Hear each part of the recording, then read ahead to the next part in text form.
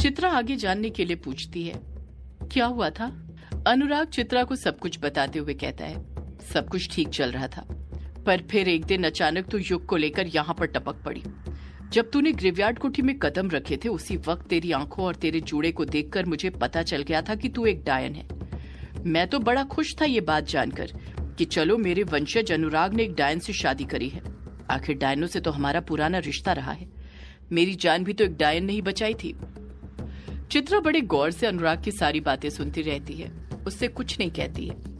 अनुराग फिर चित्रा से बोल पड़ता है, तेरे यहाँ आते ही मैंने सोच लिया था कि मैं तुझे ग्रेवयार्ड कोठी में नहीं रहने दूंगा, क्योंकि मुझे पता था कि तू एक ना एक दिन मेरे रास्ते का कांटा जरूर बनेगी, जो मुझे मेरे मकसद को पाने से रोकेगी।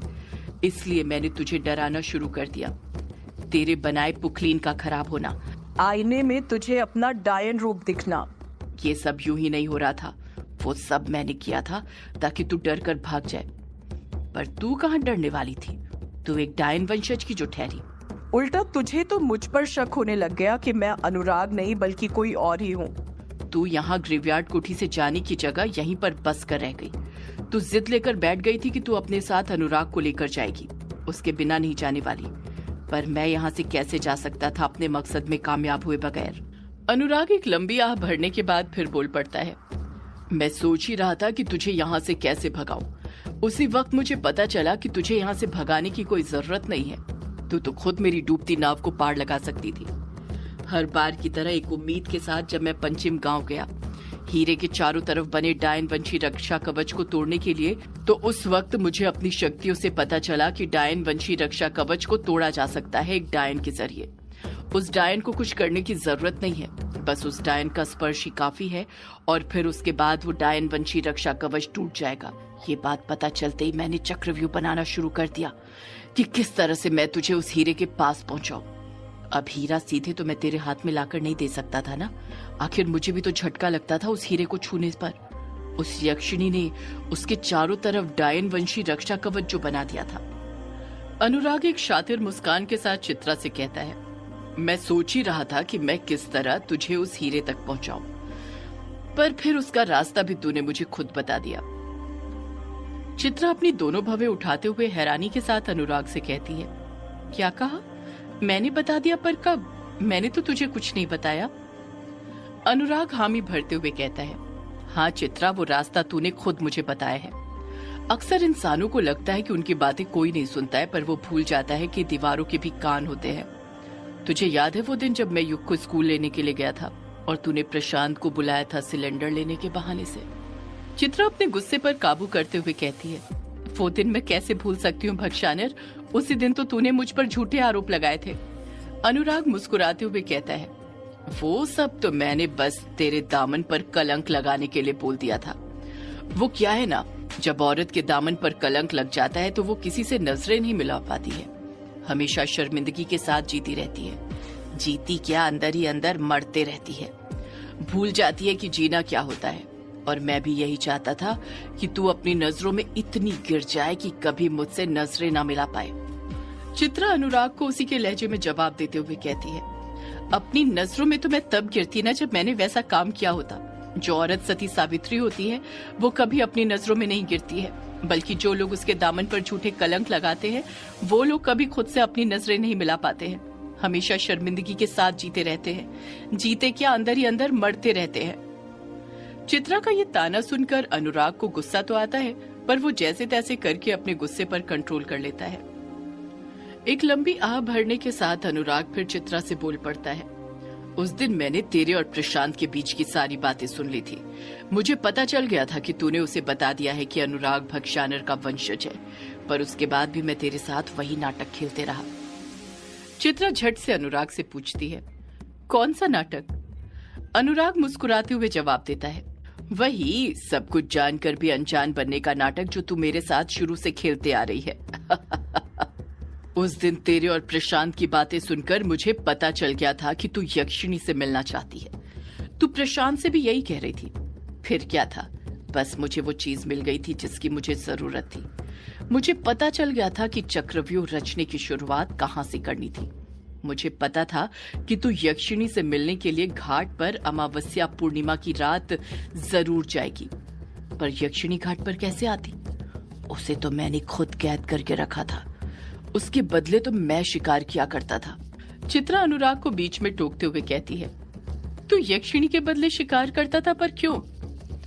अनुराग कुछ गुस्से के साथ कहता है, अब तुझे मैं सब कुछ बता दूं क्या चित्रा? तूने मुझे अनुराग समझ कर रखा है क्या, जो मैं तुझे तेरे सारे सवालों के जवाब दूं? मैं भक्षानर हूँ, भक्षानर। जो बता रहा हूँ वो सुनते जा, वरना वो भी नहीं बताऊंगा। चित्रा फिर कुछ नहीं कहती है, चुप ही खड़ी रहती है। अनुराग फिर कहता है, जैसा मैंने सोचा था वही हो रहा था। तू यक्षिणी को देखने के लिए अमावस्या की रात ग्रेवयार्ड कोठी से निकली थी। मैंने सोचा था कि जब तू घाट पर आएगी उसी वक्त मैं तुझे अपना असली रूप दिखा दूंगा, पर तू तो इतनी डरपोक निकली कि टीले से सब कुछ होते हुए देख रही थी। तूने कुछ किया नहीं। तुझे क्या लगता है चित्रा, उस दिन टीले पर से तू मुझे देख रही थी? नहीं चित्रा, बल्कि तू वो देख रही थी जो मैं तुझे दिखाना चाहता था। मुझे पता था कि तू मुझ पर नजर रख रही है। सिर्फ तू ही नहीं, कौन कौन मुझ पर कहां से नजर रख रहा है मुझे सब पता है। जैसे ही अनुराग इस बात का जिक्र करता है, चित्रा समझ जाती है कि अनुराग जरूर रज्जन के बारे में बात कर रहा था। आखिर वही तो था जो उसके साथ अनुराग पर नजर रखे हुए था। अनुराग फिर चित्रा से बोल पड़ता है, मुझे लगा था कि एक न एक अमावस्या या पूर्णिमा की रात तू घाट पर जरूर आएगी, ताकि मैं तुझे अपना असली रूप दिखा पाऊं। चित्रा हैरानी के साथ अनुराग से पूछती है, तुम मुझे अपना असली रूप दिखाना चाहते थे, पर क्यों? अनुराग मुस्कुराते हुए कहता है, ताकि अपने चक्रव्यूह का दूसरा चरण शुरू कर सकूं। चित्रा सवालिया नजरों से अनुराग से कहती है, दूसरा चरण? कैसा दूसरा चरण? अनुराग कहता है, बताता हूँ चित्रा, सब बताता हूँ, बस सब्र कर थोड़ा। चित्रा चुप खड़ी हो जाती है। अनुराग फिर बोल पड़ता है, 2-3 अमावस्या और पूर्णिमा की रात निकल जाने के बाद भी जब तू घाट पर नहीं आई, तो फिर मैंने एक नई साजिश रची। तुझे क्या लगता है उस दिन पूर्णिमा की रात घाट पर मेरा नीला कुर्ता अपने आप वहां पर छूट गया था? नहीं चित्रा, वो छूटा नहीं था, बल्कि मैंने उसे छोड़ा था। मैंने ही जानबूझकर उस रात ग्रेवयार्ड कोठी का गेट खुला रख दिया था, और जैसा मैंने सोचा था तो मेरे कमरे के अंदर भी आई, और फिर जानबूझकर तुझ पर गुस्सा निकालते हुए मैंने तुझे अपनी पीली आंखें दिखाई, ताकि तू पूरी तरह श्योर हो जाए कि मैं, यानी कि अनुराग ही वो काला साया है जो घाट पर यक्षिणी की जगह शिकार करता है। चित्रा परेशान होते हुए कहती है, तुमने ये सब जानबूझकर किया, पर क्यों? अनुराग बड़े रौब के साथ जवाब देता है, क्योंकि मुझे पता था कि जिस दिन तुझे ये बात पता चलेगी कि अनुराग ही काला साया है, तो तू फिर से प्रशांत के पास मदद मांगने जरूर जाएगी, और तू गई भी। आखिर वही तो सबसे करीब था तेरा दोस्त, जिन्हें देखकर ऐसा लगता था जैसे तुम दोनों के बीच दोस्ती के रिश्ते से भी ज्यादा बड़ा कोई रिश्ता है। अनुराग की ये बात कहते ही चित्रा अनुराग को गुस्से के साथ घूरने लग जाती है। अनुराग फिर बोल पड़ता है, फिर जैसा मैंने सोचा था वही हुआ। उसने तुझे बातों ही बातों में बताया कि मैं पंचिम गांव गया था, उसी के बाद से मैं बदला हूँ। मुझे लगा था कि ये बात जानने के बाद तू पंचिम गांव जरूर जाएगी, पर ऐसा हुआ ही नहीं। 2-3 दिन गुजर गए, तू ग्रेवयार्ड कोठी से हिली तक नहीं। मेरे समझ नहीं आ रहा था कि आखिर सब कुछ जानने के बाद भी तू पंचिम गांव क्यों नहीं जा रही थी। मेरे सब्र का बांध टूट चुका था, और मैं जान गया था कि चक्रव्यूह रचने से ही सब कुछ नहीं होने वाला था। जब तक तुझे तेरे और युग की जान का डर नहीं सताने वाला, तू पंचिम नहीं जाने वाली। इसलिए फिर मैंने तुझ पर हमले करने शुरू कर दिए। जैसे ही अनुराग इन हमलों का जिक्र करता है, चित्रा को याद आ जाता है कि सपने में किश्नोई नदी के पास किचन के अंदर जो उस पर हमले हुए थे, अनुराग उन हमलों की बात कर रहा था। अनुराग फिर चित्रा से बोल पड़ता है, मैं तो तुझे और युग को बस डराना चाहता था, पर तूने गुस्से में आकर मेरी कहानियां जला दी, वो कहानियां जो मेरी जिंदगी थी। फिर मैं अपनी कहानियों का अपमान कैसे सह सकता था? चित्रा अनुराग को बीच में टोकते हुए कहती है, क्या कहा? कहानियां तेरी जिंदगी हैं? तू कब से अनुराग बन गया भक्षानिर? तुझे कहानियां कब से पसंद आने लग गई? अनुराग मुंह बनाते हुए चित्रा के सवाल का जवाब देते हुए कहता है, मैं अनुराग नहीं हूँ चित्रा, ना कभी बनना चाहता हूँ। मैंने तो बस अनुराग की कला चुराई है, वो भी बस अपने मकसद के लिए। तुझे क्या लगता है चित्रा, मैं कौन सी कहानी लिख रहा था? चित्रा झट से जवाब देती है, यक्षिणी की कहानी। चित्रा का जवाब सुनकर अनुराग कसकस कर हंसने लग जाता है और हंसते हुए ही कहता है खा गई ना तू एक और धोखा। मैं यक्षिणी की नहीं बल्कि अपनी कहानी लिख रहा था, यानी भक्षानर की कहानी। चित्रा अपनी दोनों भवें ऊपर उठाते हुए कहती है, तू अपनी कहानी लिख रहा था, पर क्यों? अनुराग पलट कर कहता है, क्योंकि मैं अपना इतिहास खुद अपने हाथों से लिखना चाहता था, ताकि मेरे जाने के बाद भी मेरे वंशज मुझे याद रखें, अनुराग की तरफ भूल न जाए। तुझे पता है कहानियों की सबसे अच्छी बात क्या है? एक न एक दिन इंसान और शैतान सबको मरना है, पर कहानियां कभी नहीं मरती हैं, वो अमर होती हैं। और मैं भी अपनी कहानी को अमर बनाना चाहता था, इसलिए यक्षिणी की कहानी की आड़ में मैं अपनी कहानी लिख रहा था।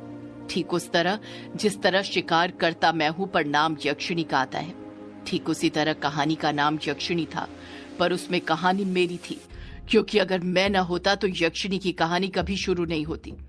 यक्षिणी की कहानी में यक्षिणी नायिका जरूर है, पर मैं उस कहानी का खलनायक हूं, वो खलनायक जो नायिका से भी बड़ा है। चित्रा मन ही मन पछताते हुए कहती है, उस दिन वो कहानी जलाने से पहले मैंने बस वही सीन पढ़े थे जो मेरे साथ घटे थे। काश मैंने कहानी जलाने से पहले वो पूरी कहानी पढ़ ली होती, तो शायद मुझे पता होता कि भक्षानर की आगे की क्या चालें थी। अनुराग की हंसी जब गूंजना बंद होती है तो अनुराग फिर चित्रा से बोल पड़ता है, मेरी कहानी जलाकर तूने मेरे अंदर आग लगा दी थी। मैं बस तुझसे बदला लेना चाहता था और मैंने सोच लिया था कि अब मैं तुझे डराऊंगा नहीं, सीधे तेरे ऊपर वार करूंगा। इसलिए दोपहर में ही जब तू कुएं के पास खड़ी हुई थी, मैंने तुझे उसके अंदर धक्का दे दिया।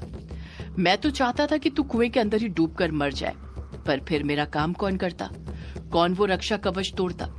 इसलिए मैंने सोचा चलो तुझे बचा ही लेता हूँ। पर जब मैं तुझे बचाने आ ही रहा था तब वो यक्ष रज्जन वहां पर टपक पड़ा और उसने तुझे बचा लिया। बताओ, वो खुद तो अपने आप को श्राप से बचा नहीं पाया, आया बड़ा तुझे बचाने के लिए। उसे इस बात का जरा सा भी डर नहीं था कि मैं कोठी के अंदर हूं और उसे मार सकता हूं। वो तो बड़ी बहादुरी के साथ तुझे बचा रहा था, बिना किसी डर के। अनुराग चित्रा को अजीब सा इशारा करते हुए कहता है, औरत को देखकर मर्द के अंदर मर्दान की जाग ही जाती है, चाहे वो फिर कितना बड़ा भी फट्टू क्यों ना हो। वो बस औरत के सामने फट्टू साबित नहीं होना चाहता है। रज्जन को तुझे बचाते हुए देख मुझे कितना गुस्सा आ रहा था, मैं क्या बताऊं। मेरे मन में तो आया मैं उसी वक्त उस रज्जन को मार दूं, पर फिर जब मैंने तेरे और उसके बीच की बातें सुनी तो पता चला कि वो तो मेरा काम आसान कर रहा है। किसी न किसी तरह से वो तुझे पंचम गांव जाने के लिए कह रहा है। चित्रा अनुराग को बीच में टोकते हुए कहती है, इसका मतलब वो रज्जन भी तेरे साथ मिला हुआ है? अनुराग नाम में अपना सिर हिलाते हुए कहता है, नहीं नहीं, मैं उसे अपने साथ मिलाकर क्या करूंगा। मैं मामूली इंसानों को अपनी सेना में शामिल नहीं करता हूँ। चित्रा पलट कर कहती है, रज्जन मामूली इंसान कहाँ है, वो तो एक यक्ष है ना। अनुराग कहता है, यक्ष तो है, पर वो यक्ष किस काम का जिसके पास उसकी शक्तियां ही ना हो। यक्षिणी नहीं तो उसे श्राप देकर उसकी शक्तियां छीन ली थी और एक मामूली इंसान बनकर जीने के लिए मजबूर कर दिया था। अनुराग की ये बात सुनकर चित्रा एकदम शॉक्ड रह गई थी, ऊपर से लेकर नीचे तक हिल चुकी थी। चित्रा अनुराग को एकटक देखते हुए फिर उससे पूछ पड़ती है, यक्षिणी ने रज्जन को श्राप दिया था, पर क्यों?